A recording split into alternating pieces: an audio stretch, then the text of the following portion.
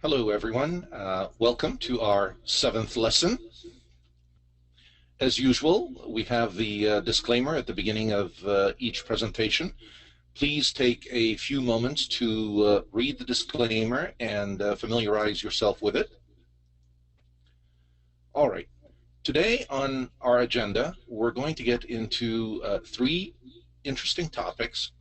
First and foremost, we are going to take our first glimpse at a weekly profile and the power of the weekly profile.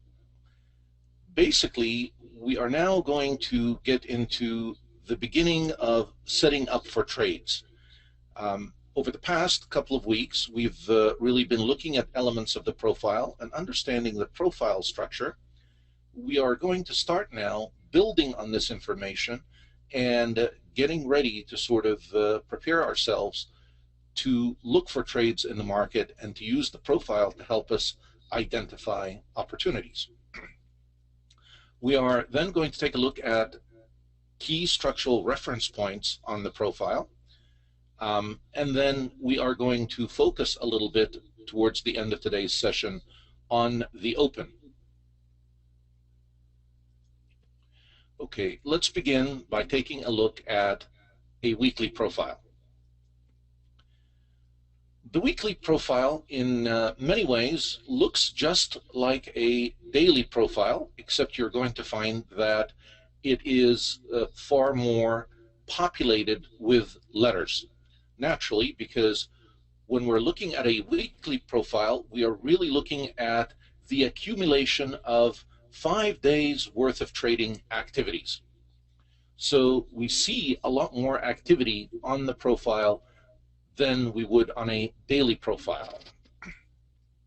Before I navigate too far with the weekly profile, I want to take a few moments to show you how I set up a weekly profile and how I create this weekly profile. Now remember, a weekly profile is going to be made up of 5 different trading days, the entire week. And the image that I have before you right now on my charts is really showing you two different consecutive weeks. So I have the week of January 9th to the right, to the left, I mean, and the week of January 16th to the right. And you can see that the shape for each week is really quite different from the other. I will talk about the shapes and what they mean and the key points in each week and many of this useful information. But let's begin by first learning how to pull up and how to create a weekly profile. We start preparing for any trade, we need to always begin in developing a weekly profile is basically to right-click on a daily chart. This will produce for you the window that you see before you.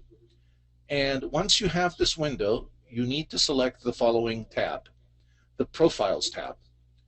The Profiles tab will allow you a number of different settings that will enable you to create a composite profile based on the number of days of your choosing. So since we wanted to look at a week, basically we want 5 days of trading. And in this case, I have 5 days for a 24-hour session for each day. And once you have this in place, you basically click on OK, and immediately the software will generate for you a composite of those, an accumulation of the profiles for those days. And notice that you can change the session period. If you don't want to look at the full 24-hour session, you may want to look at just the actual trading day session. A lot of this depends on the instrument that you're using, the schedule that it trades, and the type of analysis that you are doing.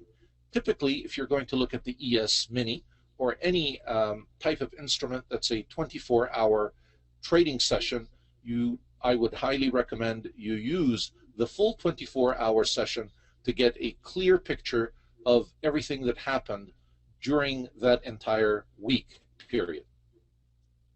All right. Now let's go back and take a look at these two composites. Each one of them is comprised of 5 different days of trading. The first one, which was for the week of January 9th, is a rather interesting profile. Take a look at the extent of the POC on that week. Really, prices spent a lot of time at this level. Traders were very comfortable around this 1282.50 level. So immediately this identifies for me that I have a key level that I need to keep my eye on, not only for this week, but at any point in time. Whenever you see a long POC like you do here, this is something that is definitely worthy of your attention. Now, how does that help us in our trading? Well, this becomes an important point of support or resistance. If I begin to see prices rising above this POC and prices have found support using this POC, I am a little bit more confident in taking a long trade and having the move continue to the next POC. On the other hand, if prices are not able to penetrate or break through this POC, it tells me that traders don't feel comfortable going above this level anymore, and it may be an indication that prices are likely to continue to move lower, and then I begin to look in a different direction. These POCs on a chart are very, very important, and I want you to always look at them because they are like magnets on the chart. Price tends to gravitate towards these POCs. And the POCs that come from a weekly composite are even far more powerful than the ones that you see on a regular daily chart. Oops. All right. Now, if we look at some of the other key levels that we need to keep an eye on, they too become very important for us. There are 10 key numbers that I want you to focus on when you look at these weekly profiles. But before we begin by looking at these additional key numbers, I want to highlight something else that's very important. That few traders pay attention to. We were able to quickly identify the POCs that had the red line because the software identified them for us. But I want you to know that those are not the only critical POCs for the week. Traders will look at what they call the nipples. The nipple is really the peak for each profile. So in many ways, I have another type of POC right here because I have a peak, and I have one here, and I have one here, and naturally there's one here as well. But I don't want to concern myself with all of these peaks. I am only concerned with the peaks where price spent a lot of time. So notice how even though my POC is up here, but price also spent quite a bit of time at this price level. So I would attach the same weight to both those price levels, 1275.75 and 1286.25. They look to me to be equally important as points of control on the weekly chart. The other ones are less significant, and this one would be the least significant of all because it does not extend out. And this one, since it's had the most TPOs, it certainly would be the most important one on this chart. All right, so now that you've learned to identify the POCs that the software identifies, and you've also been able to identify other POCs that are critical on the weekly chart, even though the software may not highlight them for you. Now let's take a look at these 10 key numbers that you should also be able to highlight and discern from your weekly chart.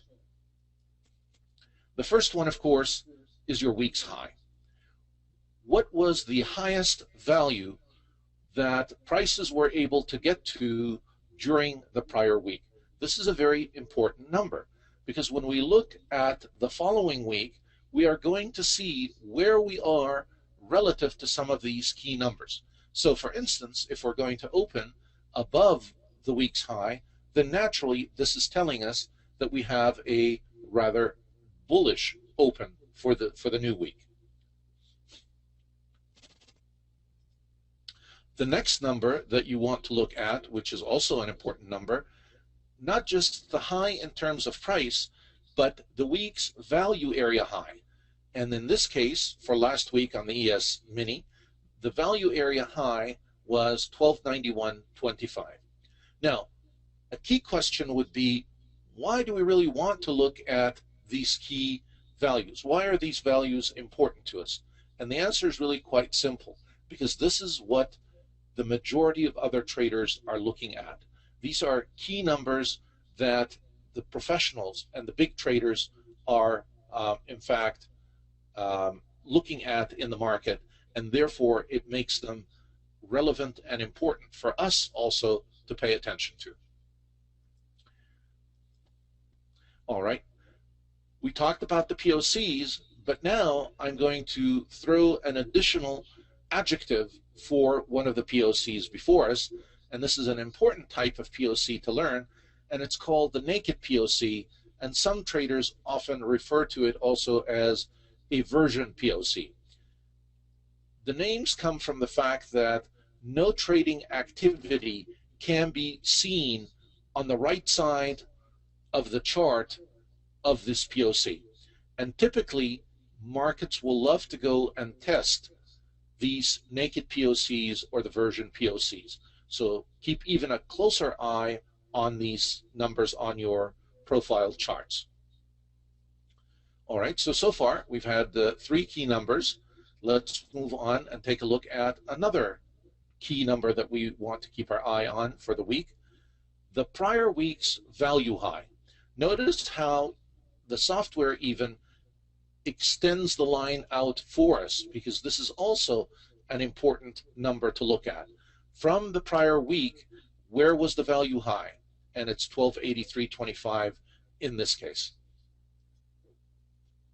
And by the same token, we also want to look at the prior week's POC, the point of control for the preceding week.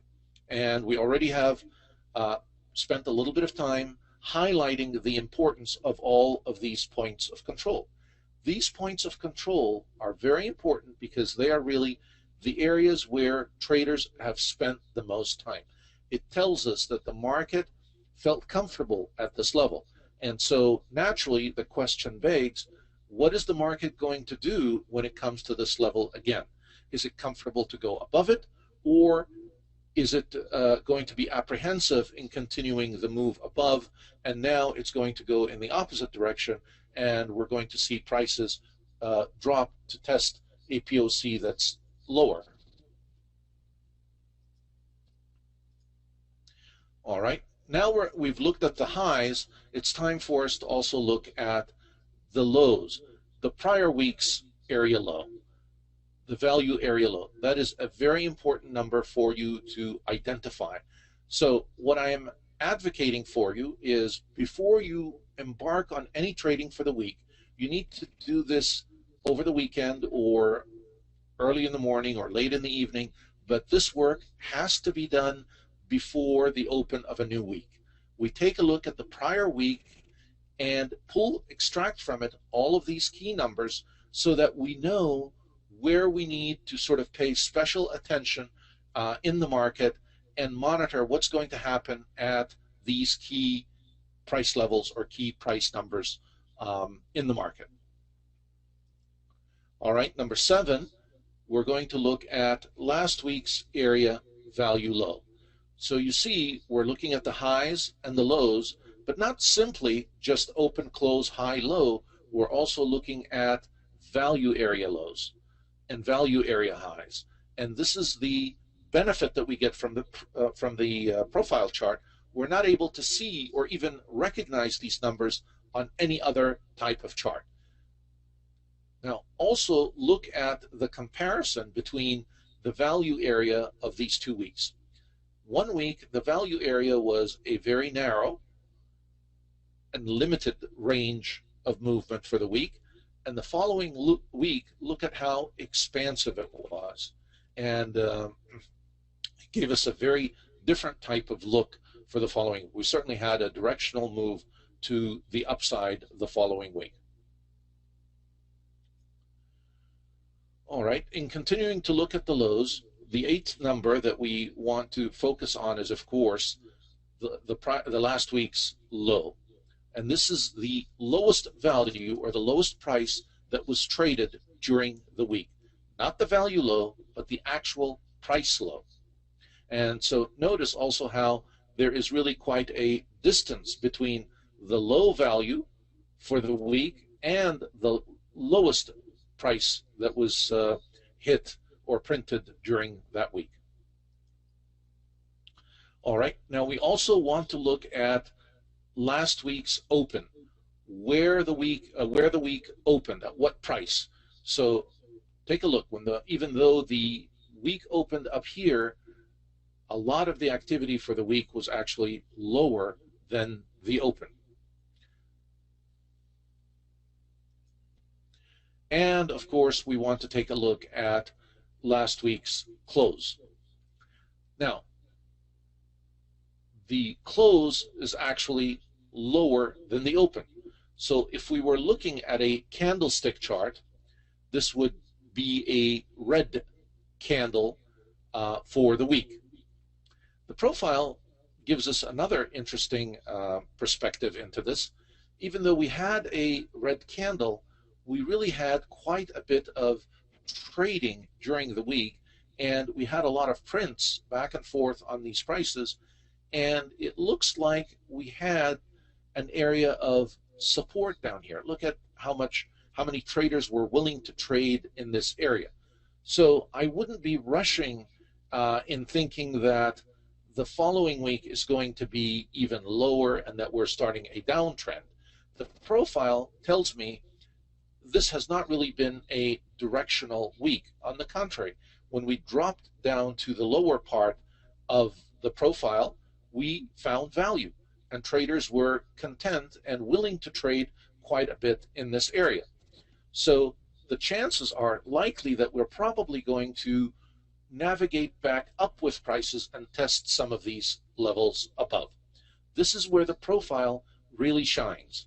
We would not be able to get all this information from simply looking at the candlestick for the single week. Remember, all the candlestick does for us is it gives us the body, the range, and 4 key numbers: the open, the high, the low, and the close. Look at how much more information you were able to derive from the profile chart. A whole new world. All right.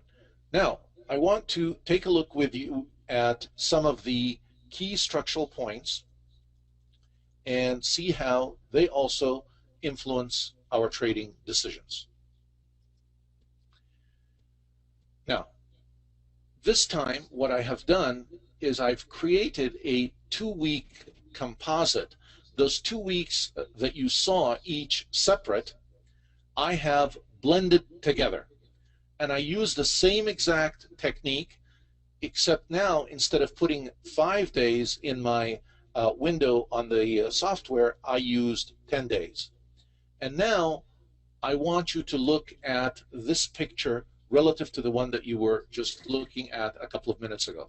Look at where the bulk of the value was, really on the lower end here.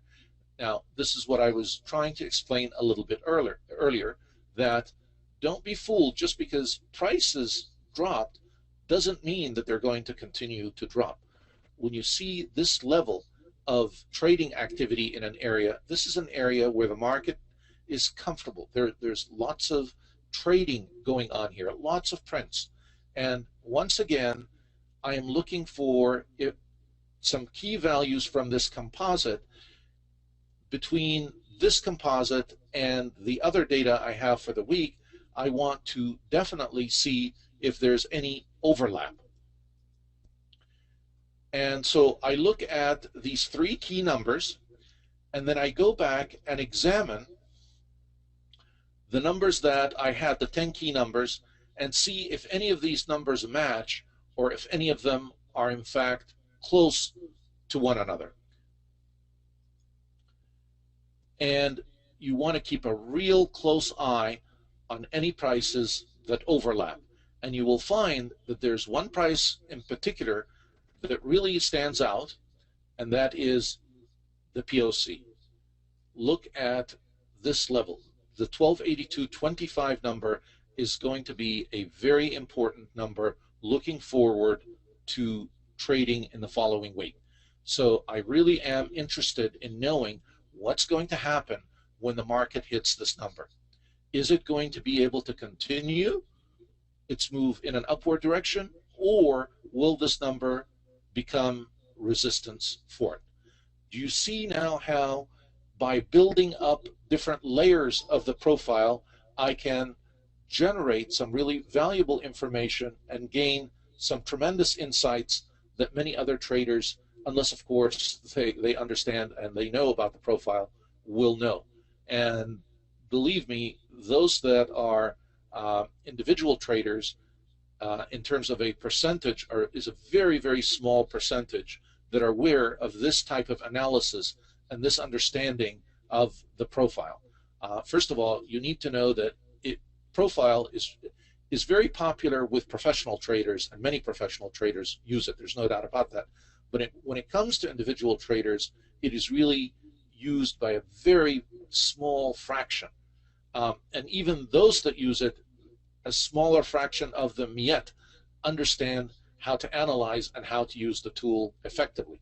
So now you are really starting to get in a league in working with the professionals, the guys with the big money that really have the ability to move the market.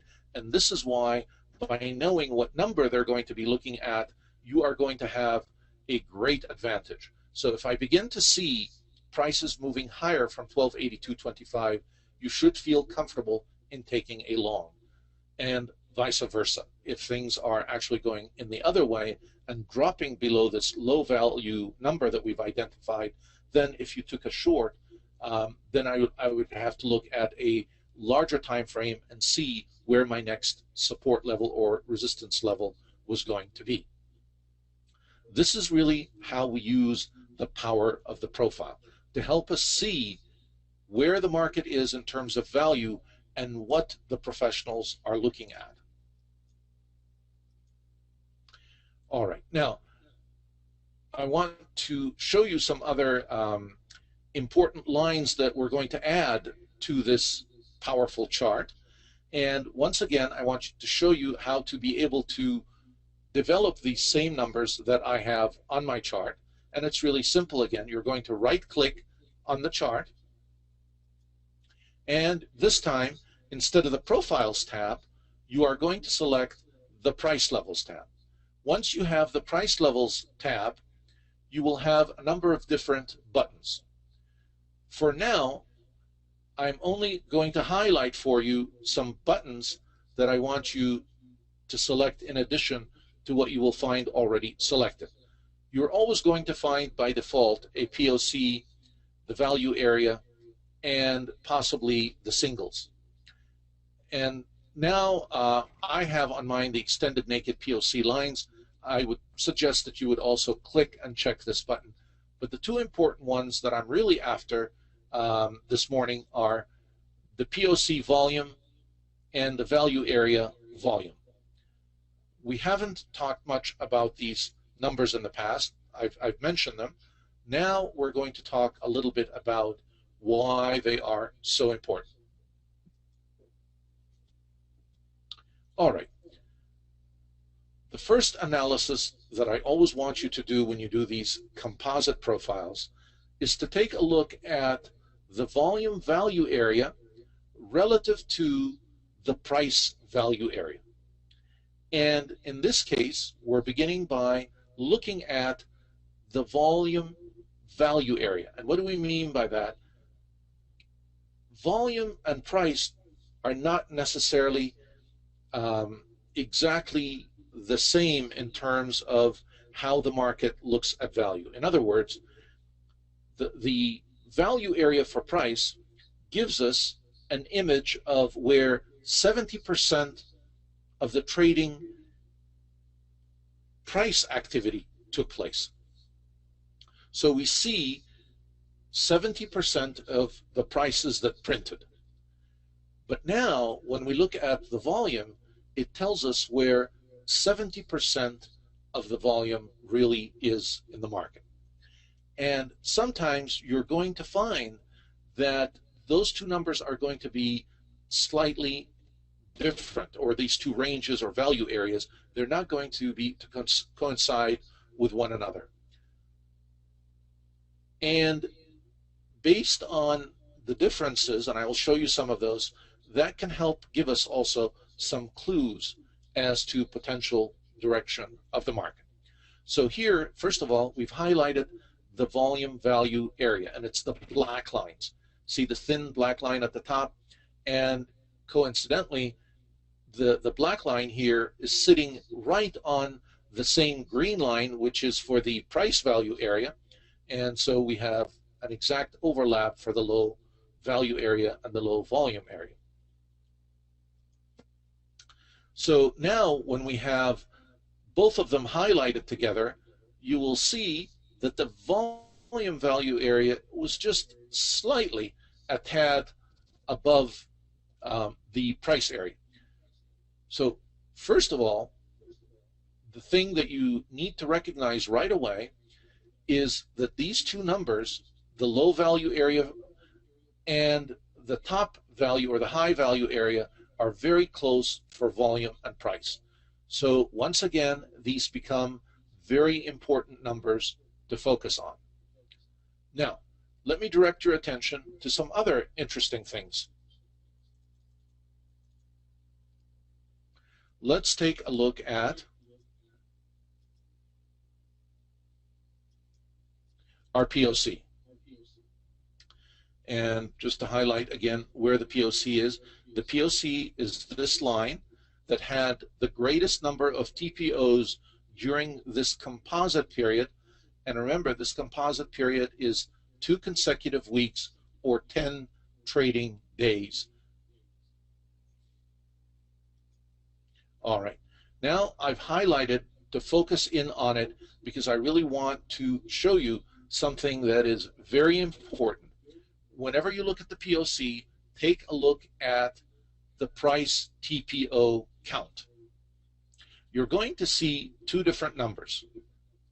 The first is 1191 and the second is 1397.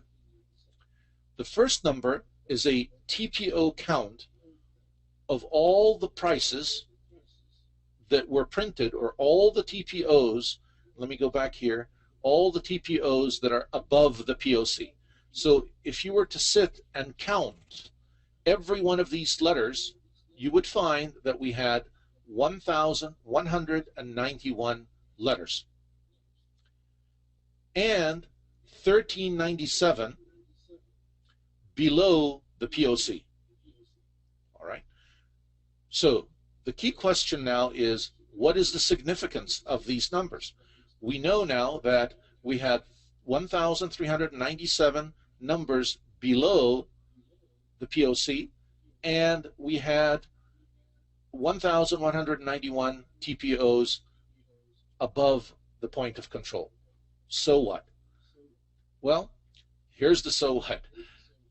The number for the TPOs below the POC was actually quite a bit higher than the number above. So what that really tells me is there's buying going on here.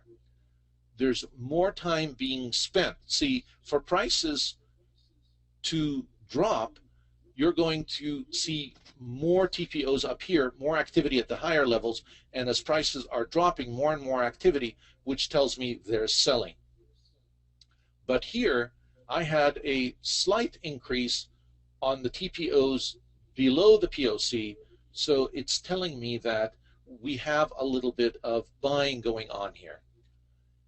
Now, I want to also look at these same numbers, but this time I'm going to go to the volume POC and look at the TPOs based on volume. So take a look with me here, and you will find that we have 7.33 million traded above the volume TPO or the volume POC, and 4.2 million traded below it. Now, immediately you should see that we have a divergence between these two numbers.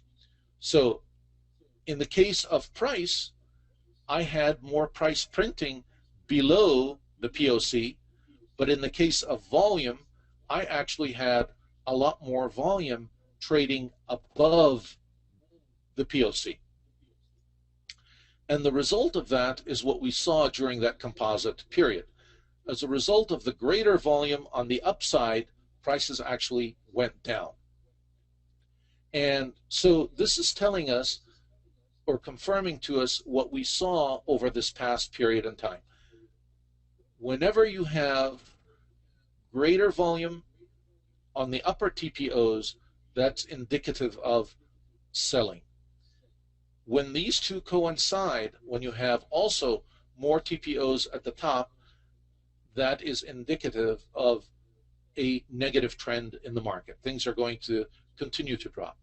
Whenever we begin to see a divergence like that, we begin to question, and we don't get too carried away in thinking, oh, we figured out the direction. Now, this is an important analytical technique and an important tool to look at, but by no means is it gospel.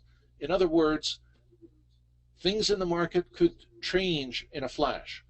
And just because we have a little bit of divergence, depends on the extent of the divergence, doesn't necessarily mean we're probably going to start going up or we're going to continue down. It is just important to note that. We're acting like a detective. We're looking at all the different pieces and trying to identify where the market is likely to go. All right. So now the key question that we're going to have to focus our attention on here is, where does the new week open now that we have all this valuable information?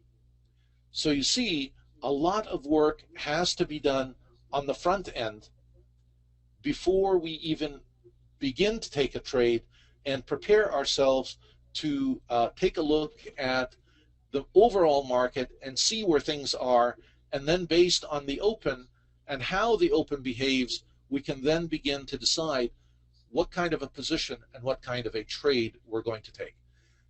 See how this makes a trader far more informed and should be far more confident in trading in the market, rather than someone that just opens up a chart, sits there and says, okay, this looks like a good candle to go in on, this looks like a bad candle to get out at. This is how an informed and a prepared trader trades. They analyze the market, they take a look at the big picture before they take any action. And so now, depending on where the week opens, you can discern a lot of information. For instance, if the week opens down here at 1269 or somewhere lower, obviously you already know that we're on the low end of the trading value area, and we're probably going to come back and test this low value area. Based on what happens at this first key number, or what I will now begin using the term power line for, is it able to penetrate this power line, or is it going to continue to drop? If it continues to drop, then you're more comfortable taking shorts. You begin to see the directional move in the market far earlier than anyone else, depending on where the market actually opens. If the market opens within the value area somewhere here, then we look for the next point that we have to analyze how price is going to behave relative to that point. And based on the behavior that we see from the day time frame, we are then comfortable in taking a trade in one direction or the other. It also helps us to set our targets. These key levels, if you're taking a long or a short, become excellent for your target. You then, when you arrive at that point, take your profits, and certainly you can also use them as stop losses if you get to them, and you don't want to wait till you get to these key numbers, but certainly if they get to that point, you don't want to let a loss go far beyond your analysis or what you felt would have been a support level that should not have been broken. Two questions that I always want you to be asking as a trader. Where does the market want to go? Basically, which direction? And how well is it able to accomplish this desire? So you always should have these two simple questions in the back of your mind. Where does the market really want to go? And how well is it able to accomplish this? I plant the seeds of these questions in your mind now, and we will continue to ask these questions, and I will ask you these questions, and it'll help you sort of ferment some of these concepts and then begin to analyze for yourself, where is the market going, where does it want to go, and how well is it really able to accomplish this? The structural reference points that we've talked about help us in analyzing the market behavior at these key structural points. Market behavior helps us to answer our two key questions. So by looking at these key levels, I can answer my question. Where does the market want to go, and how well is it able to accomplish this? If it meets a reference, a key structural reference level, and it's not able to break through it, so obviously the market was trying to go up and it couldn't do it. So what is it going to do now? It's probably going to go lower and test another support level. And then it may come back again and try to retest this level that it wasn't able to penetrate. So this is why it's important to identify these key structural reference points, and this is how we use them. We're basically trying to determine market confidence and directional conviction. How confident are the traders in the direction that the market is going to go? The more confidence they have, the more likely we are to see strong moves in that direction. When there's not a lot of confidence in the market, you're going to see sideways trading, where traders become confined to a small range until the other time frame trader steps in and pushes things one way or the other. So if we can identify which other time frame participant is in control in the day, or if in fact neither one is in control, this gives us great insight into the level of confidence that we have in terms of a directional move that we see. And again, will help us to answer these two key questions that I always want you to focus on. Which way is the market trying to go, and how well is it able to accomplish that? By being able to look at the actions or the activity of the other time frame trader, we can really answer these two questions effectively, because the other time frame trader is the time frame trader that actually influences and moves the market.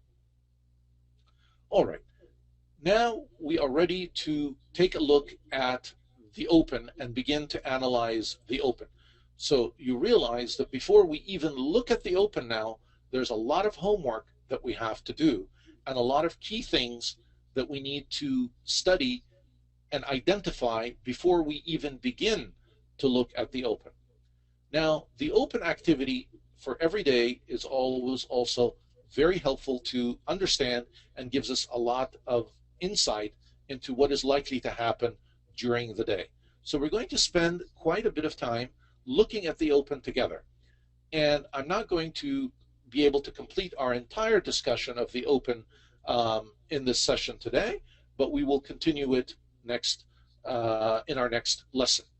Let's begin, though, by first looking at recent market activity and how professional traders start each day. Professional traders start trading with a firm knowledge of recent market, or really past recent, the very recent activity that took place. What I was just talking about earlier. You have to do your homework. You should never sort of try to trade the open cold without any idea of what was going on in the market before. The market does not work in a vacuum. It builds on prior activity. And you will see that a lot of educators and a lot of books will tell traders or individual traders, stay away from the open. Don't go near the open. Actually, the open often has some of the best information and some of the best profit to be made during the day. It's one of the most volatile and the most active trading periods of the day. So it just doesn't make sense to stay away from it. But of course, if they're not capable of analyzing and understanding the market, they definitely should stay away from it. If you've done your homework, though, you are able to look at the open and actually trade in the at the open. When we look at the open, one of the key things we want to look for, and we also talked about this a little bit earlier, is what is the conviction of the other time frame trader? Are they present in the market at the open, or are they on the sidelines? If they're present right at the open, this is very important information to detect and discern, because it tells us something about market conviction. How is their behavior? What are they doing right when the market opened? Are they committed, or are they just sort of dabbling in the market a little bit? Using the profile, there are 4 different types of opening activity that we need to both learn and study. And we are going to begin by first identifying them. The 4 different types are what we call an open drive, an open test drive, and then an open rejection reverse, and an open auction. Today, I'm going to tackle the open drive and the open test drive, because those two are quite similar in nature, and you will see that they're very close to one another, conceptually and also in the way they manifest themselves at the open. So let's begin taking a look at what an open drive and an open test drive look like. Let's begin with the open drive. The open drive, I want you to know, doesn't really happen all that often in the market, but when it does, it's a great opportunity. This is the strongest and most definitive type of open. And usually before you get an open drive, you are going to see a high open call, meaning before the market opens, you're going to see that trading is very aggressive in a particular direction, be it the up or downside. But there seems to be sort of a lot of eagerness in the market even before the open. And then the open drive follows that. And we will learn what the open drive looks like. And the beauty of it is the profile really gives us a very clear picture of it. Generally, this open drive is created by the other time frame trader. They're the ones that have the wherewithal really to push things. And obviously, if there's going to be an open drive, these other time frame traders have made their trading decisions before the open. Basically, they've done their analysis and homework, as we've discussed, and they decided, today, we're going to go in full force. We think value is higher in this market, and we're going to grab it before everyone else does. And so our job is just to sort of ride their coattails and follow in those giant footsteps. All right, what are the open drive characteristics? I'll talk about them a little bit, and then I actually think the best way is to see them. So we're going to look at some charts together. Here's what happens when you get an open drive. The market opens and aggressively auctions in one direction. So if it's going up, it's going to auction up very, very quickly. So you're going to see a very quick spurt in one direction. And this is fueled by a commitment or very strong other time frame activity. Somebody has stepped in and they're buying big at every price from the open on. As prices rise, they're still buying and buying and buying. The key characteristic here is price never returns to trade back through the opening range. So once we open, it just keeps on moving in that direction, and it never sort of hesitates and comes back to test. So let's take a look at the anatomy of this open drive. The open, we get an open, and you're going to find that this open quite often, not always, but quite often, will be above the prior day's value area high. So we're opening higher, sometimes even higher than the high of the prior day, and sometimes just higher than the close of the prior day. But definitely it is going to start with a bullish open. And then you are going to see aggressive buying. Look at that. The minute it opens, wham, prices start going up and they never look back. That's the classic pure open drive. Open, just as if you're starting a race, the race car driver steps on the gas the minute they say go and doesn't touch the brakes, just keeps on going. And as I told you, this does not happen very often in the market, but when it does, it's a great opportunity. The key is really to sort of capture it when it occurs and jump in on it quickly, which is often not easy to do. I will show you some secrets of how to be able to identify these, and it's an interesting thing because you really have to collect quite a bit of data to be able to identify a true open drive. And since I've already let the cat out of the bag, I will tell you the data that you have to collect. You look at the instrument that you are trading, and each day you take a look at the price movement for that instrument. From the open to, let's say, if we're looking at the ES Mini, the time it takes from the open to reach 1 point or 1.5 points, and calculate that in seconds. The faster the time, the more you are going to see the likelihood of an open drive.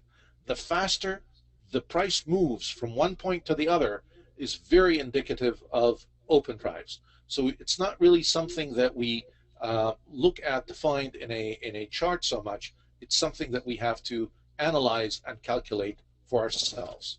The speed of the movement.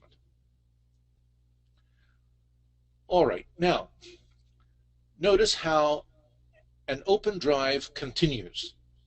When the B period opens, you're going to see a little bit of a drop back, a little bit of a penetration into the initial A period, but it is going to be a minimal penetration.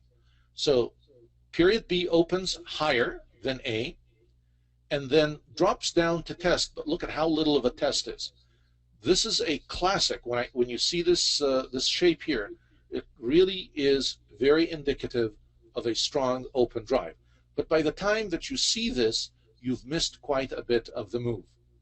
And often you will see price will begin to halt a little bit and trade up here before it continues on in an upward direction. The one thing that I want you to be very careful about and keep a close eye on is the level of penetration. If, in fact, the penetration continues beyond half of the A period, begin to question the open drive. If it continues even lower, you do not have an open drive. So the penetration into the A period is very, very critical. And this is an important rule in general. to what extent does one period penetrate back into the prior period? The more it penetrates into it, that means the less conviction in that original directional move. The less penetration, the more conviction you see in the directional move that you have. All right, let's take a look at some open drives together here. And I wanted to begin by looking at sort of the top end of this profile. And let's see, what do we have here as the high number? 1182.25. All right. Now we're going to come back to that, but let me show you what I meant by the penetration again on this chart. If penetration of the B period into A period is greater than 50% of the range of A, then obviously the open drive is no longer in effect. And possibly we could continue higher on that day, or we could continue back lower to test the open. Remember when we talked about trend lines and we identified together what a trend is, we learned that a trend is higher highs and higher lows if it's an uptrend, lower highs and lower lows if it's a downtrend. So here I still have an uptrend between these two periods. I have two higher lows. The low for A was here, the low for B was up here, and I have two consecutive higher highs. But I'm seeing some hesitation in terms of directional conviction, because look at just how much higher the move was up here. And then also take a look at the level of penetration of price into the prior period. This is how we measure conviction in the market. We take a look at each period and the range of movement and the level of penetration into the prior period. All right. Just to confirm, if period B drops below the open, it is definitely not an open drive. Definitely, when you see this pattern, even though look what happened here.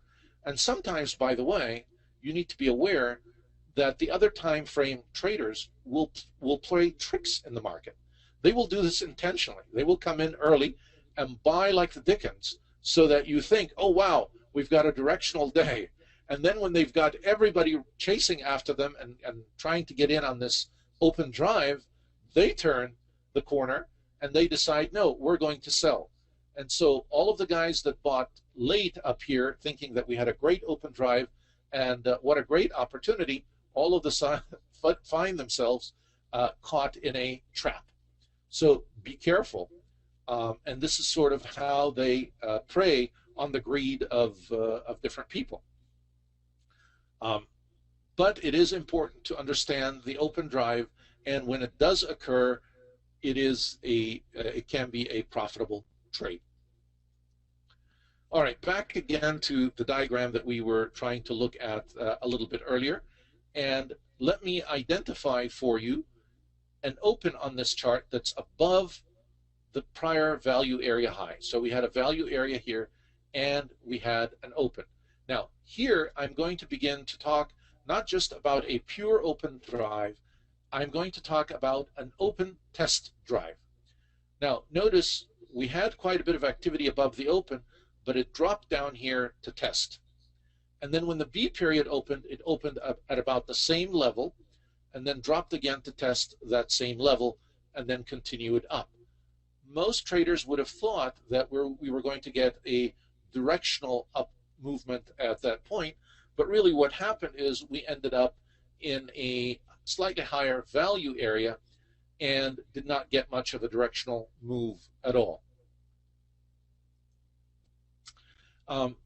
This tells us from the onset that this was a very weak drive because actually price drops well below the open.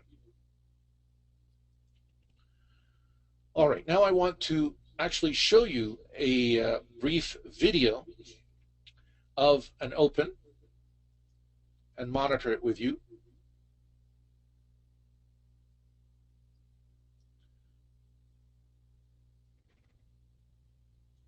Okay, now notice that after the open, when it opened, did you see how prices dipped back again? Immediately when you see this, even though we did not have much of a penetration below the open, we had just 2 prints, this is no longer really a strong open drive. The conviction was not there. This is not a pure open drive. That's not to say that prices will not continue higher, but it tells me that the conviction just was not there. The one thing that tells me, though, that prices are likely to move higher is when I look at the volume here.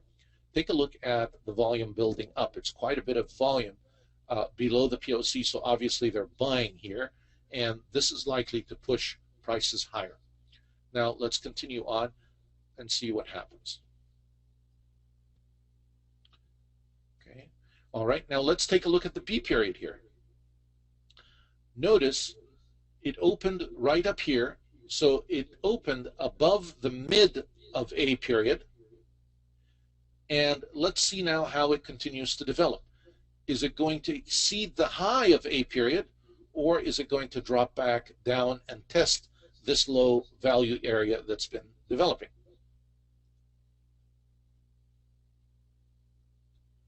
Aha. So it actually never looked back. So we began to see an updrive, a strong updrive in the B period. And we can see that because notice from the open, it never came back down. The support level is very strong and it just continued moving up.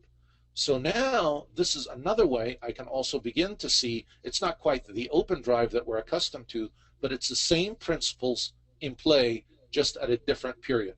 So what we're seeing now is really a other time frame trader that has stepped in and they're buying again, and you can see, look at the increase in volume at this level here. We had a little bit of buying up here, and then look at how much more it has increased. Let's continue on and monitor how the day develops. Okay, see how it continues to move up.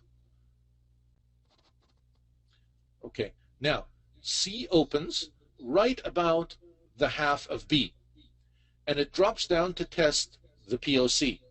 Let's see the outcome of that. Okay, it drops lower. And since it dropped lower, you can see that that was the end of my up move. And notice how all of a sudden the market takes a completely different direction and prices start to drop lower and lower and lower. Now, was this intentional? Did really somebody set them up to take them higher and then drop them? I can't tell you, but sometimes it is.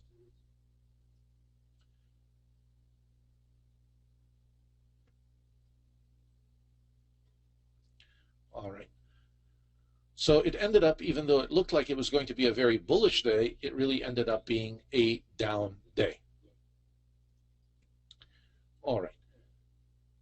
Now, here we're going to look at things happening in the opposite direction. We have an open test drive. We open in the prior day's value area. Notice the upper value line and the lower value line. And we open here in this value area. We move up a little bit to test this upper value area, and it doesn't hold. Prices drop back, and then they also pierce through the low value area and continue lower. Now, you can see that we had strong resistance at the prior day's value area high, and therefore when prices continue to drop lower, the next test is here.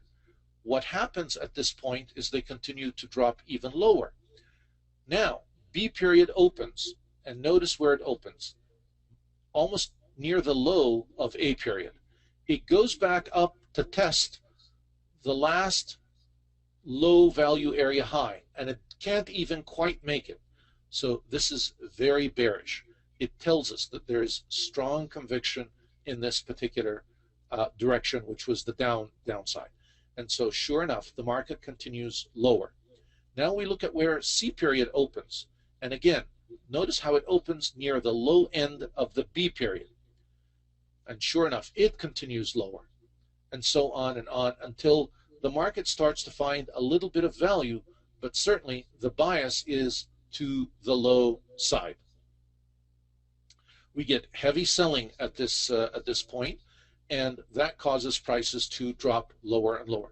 Now, the telltale sign for us, another edge that we have, is our footprint.